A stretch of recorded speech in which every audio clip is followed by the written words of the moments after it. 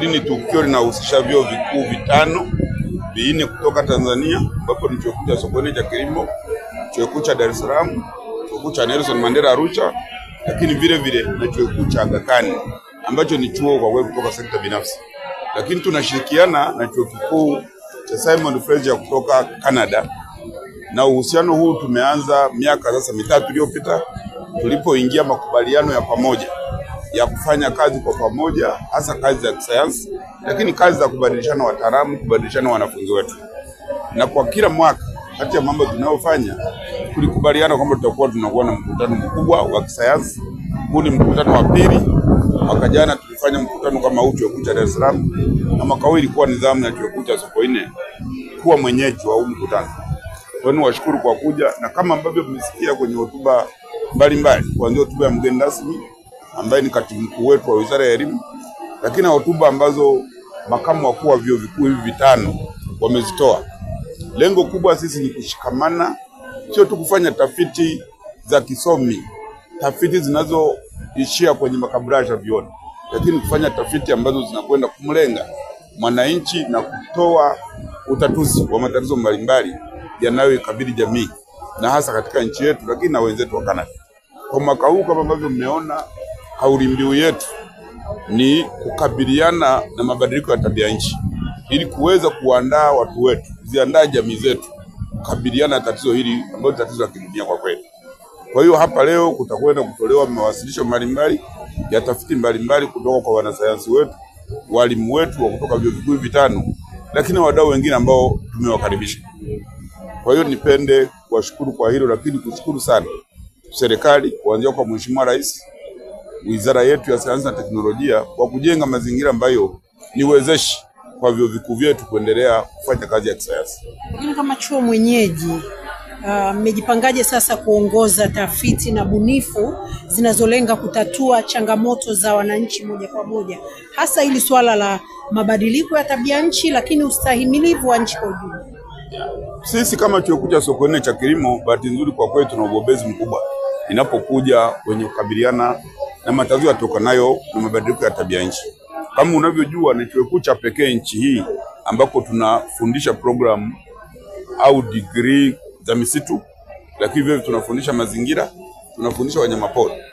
Na kutokana na uweledi mkubwa tunao kwenye haya maeneo niliyoyataja, mfano kwenye misitu, tumekuwa sisi mstari wa mbele kwanza kuwahimiza wananchi wa nchi yetu kwamba tutunze misitu tulionayo, hasa misitu yetu ya asili. Na kama chuo kikuu sasa hivi tunaendelea na tafiti za kutafuta mbadala hasa wa nishati ya kupikia. Na hapa niruhusu nimshukuru Mheshimiwa Rais kwa kuwekea mkazo sana kwenye upikaji kwa kutumia nishati iliyo safi au kwenye green cooking, ili tuachane na tabia ambayo tumekuwa nayo ya matumizi ya mkaa, matumizi ya kuni, ambacho ni chanzo kikubwa sana cha uharibifu wa misitu yetu. Lakini vile vile tunawahimiza na kuwafundisha wakulima. Tuna baadhi ya wakulima kwa uasili wao bado wanaendelea na kilimo cha kuhamahama, kwamba ukisha lima hapa kachoka, mnahama mnakuvamia msitu mwingine nao mnakwenda kuteketeza. Kwa hiyo sisi kama chuo tumekuwa mstari wa mbele kufanya tafiti, lakini kutoa elimu ya ugani, jinsi ya kutunza ardhi ili ardhi iweze kuzalisha kwa kipindi kirefu bila mkulima kufikiria kuhama ili kwenda kuanzisha shamba jipya.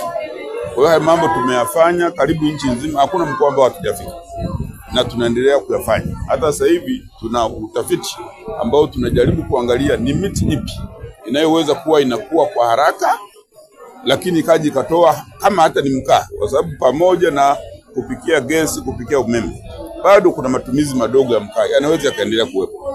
Sasa tupate miti ambayo haitaharibu mazingira, lakini vile vile itawafaa watumiaji.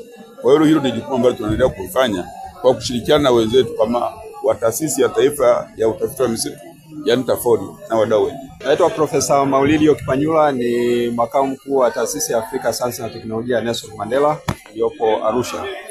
Nelson Mandela ni mshirika kwenye ushirikiano kati ya vyuo vitano ambavyo vinahusisha vyuo vinne vya Tanzania na chuo kimoja cha Canada.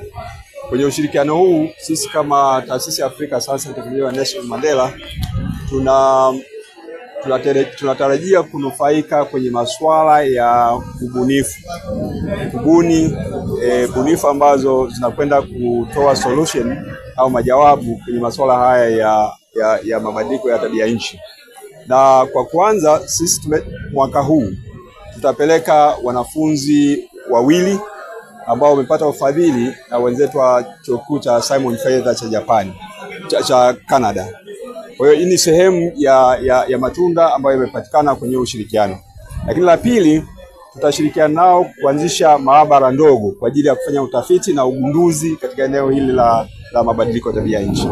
Kwa kupitia ushirikiano huu tunaamini kwamba Tanzania inakwenda kunufaika na kutoa majawabu ambayo yatawasaidia jamii kupambana na changamoto hii ya mabadiliko ya tabia nchi. Tunajua matatizo ya tabia nchi yamegusa ulimwengu mzima. Kwa hiyo ni muhimu sana vyuo ambapo ndio kuna wanasayansi, kuna watafiti mahiri waweze kujadiliana juu ya masuala hayo muhimu na waweze kuleta solutions za matatizo yanayotukumba kupitia mabadiliko ya tabia nchi.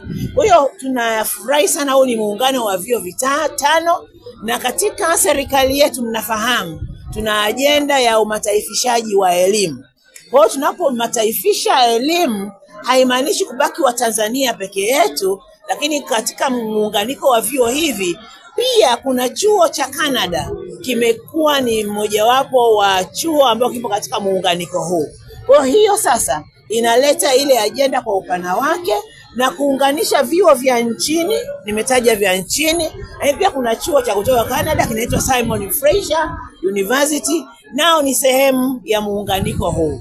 Kwa hiyo wanapokuja sasa tunaweza kubadilishana uzoefu, na wao wanakuja kufanya mawasilisho ya kile ambacho wamekipata kule kwao na sisi tunawasilisha. Yaani kwa pamoja, kama nilivyosema awali, tabia nchi haiathiri Tanzania tu, inaathiri dunia. Kwa hiyo mashauri na mapendekezo na bunifu mbalimbali ambazo zitajadiliwa hapa zitafaa kwa dunia nzima. Kwa hiyo tunafurahi kwa vyuo hivi kuendeleza ajenda hii kubwa ya umataifishaji wa elimu, lakini pia kuendeleza sayansi na ubunifu ambao unakwenda kutatua matatizo halisi ambayo jamii yetu wanayo. Tumeshaona matokeo makubwa ya uwepo wa vyuo katika maeneo fulani. Tukiongelea hapa Morogoro ambako tupo, chuo cha kilimo cha Sokoine kiko hapa.